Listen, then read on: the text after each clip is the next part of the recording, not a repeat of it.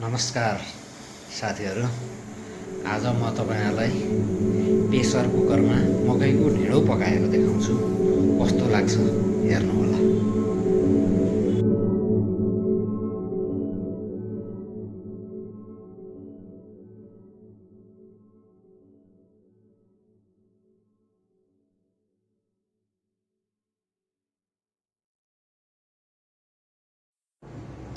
Pressure कुकरमा मकैको ढिँडो पकाउनलाई मैले यहाँ मकैको पिठो चाल्दैछु। किन भन्दा बजारबाट किनेको पिठो हो, चाल्नै पर्छ।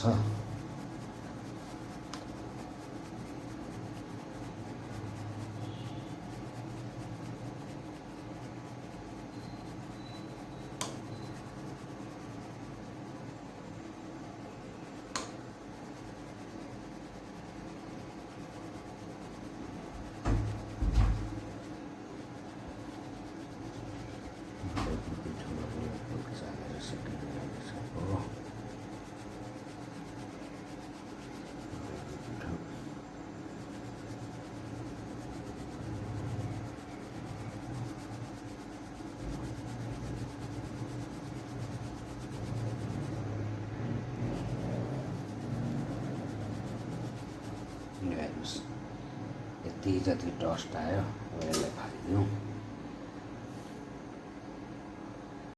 साजिसकेको छु र प्रेसर कुकरमा थोरै घिउ राखेको छु। भए घिउ राख्ने, नभए तेल राख्दा पनि हुन्छ।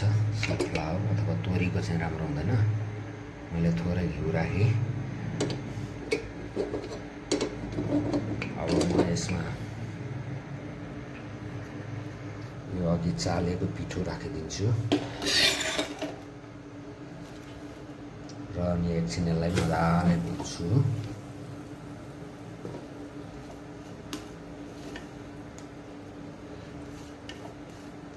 यो चाहिँ प्रेसर कुकरमा सिटी लगाएर है, मकैको ढिँडो उडालेर पकाइरहन गाह्रो हुन्छ। त्योभन्दा बरु प्रेसरमा सट्ट सिटी लगायो। अब यसलाई एकछिन मजाले भुटेँ। मजाले भुटेपछि पिठो हल्का पाक्यो भनेपछि यसलाई तातो पानी हालेर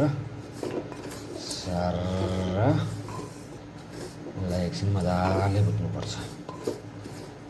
हामीले जस्तो हलुवा पकाउँदा जस्तै हो।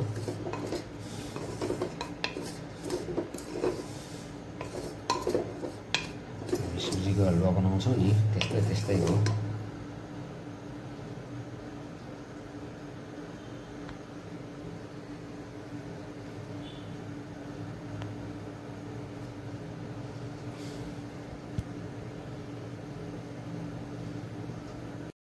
तपाईँको पिठो यसरी भुट्दाखेरि चाहिँ नपाक्ने भन्ने सम्भावना हुँदैन।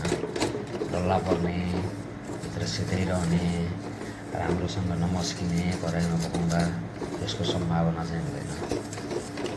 हेर्नुहोस् त, अब यो मजाले पिठो भुटिसकेको छ। मैले उता पानी तताई राखेको छु, त्यसलाई लिएर आएर हालिदिन्छु। पानी हालिदिन्छु।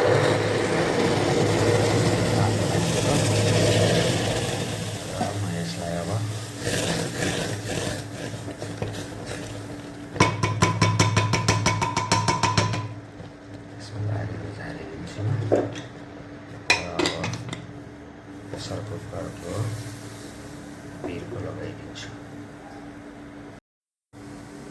बिर्को लगाइदिइसकेको छु। अब यसमा एक सिटी आएपछि यो पाक्छ। सिटी आउन लागिरहेको छ।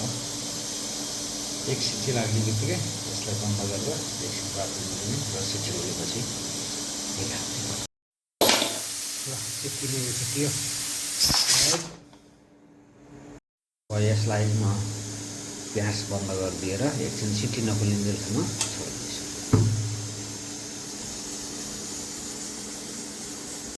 अब म यसलाई खोल्न गइरहेको छु। यसको हावा गइसकेको छ। हेरौँ कस्तो बन्यो। हेर्नुहोस् है त, यतिको बनेछ। अब म यसलाई एकछिन मजाले चलाएर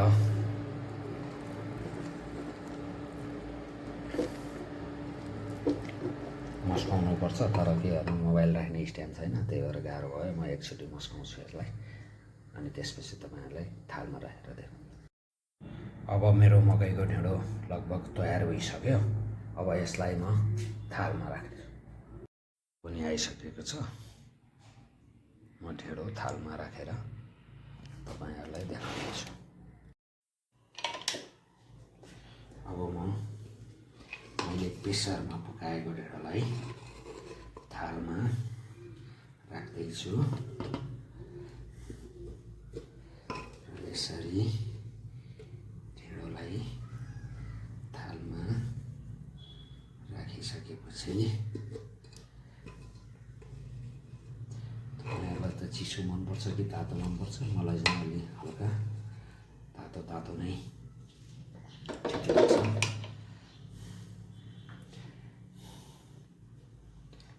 हेर्नुहोस् त कस्तो बनाउँ।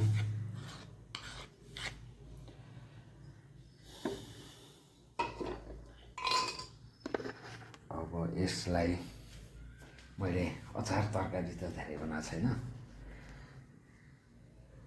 अब म तरकारी राख्न जाँदैछु। तपाईँको कटौरामा राखिनँ, किन भन्दा मकैको ढिँडोमा मलाई यसैमा राखेर खान मजा लाग्छ।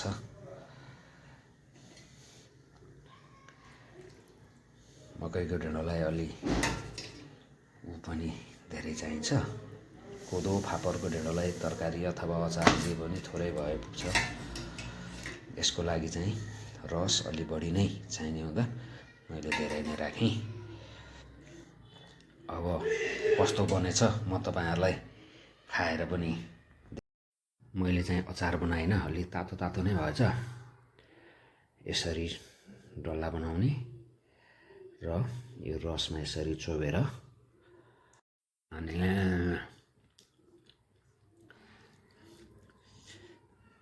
ल हेर्नुहोस् त कस्तो लाग्यो।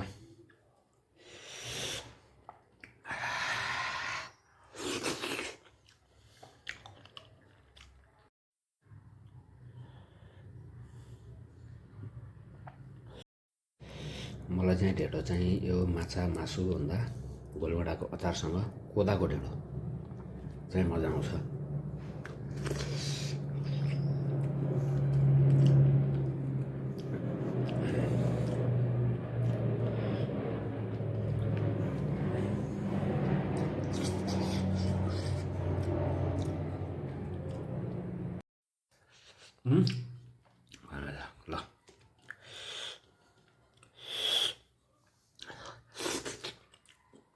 ल ढिँडो चाहिँ एम्मी बनेको छ। तपाईँहरूलाई मेरो रेसिपी कस्तो लाग्यो? राम्रो लाग्यो भने कमेन्ट, लाइक, सब्सक्राइब गरिदिनु होला। हस् त आजको ब्लग यति नै।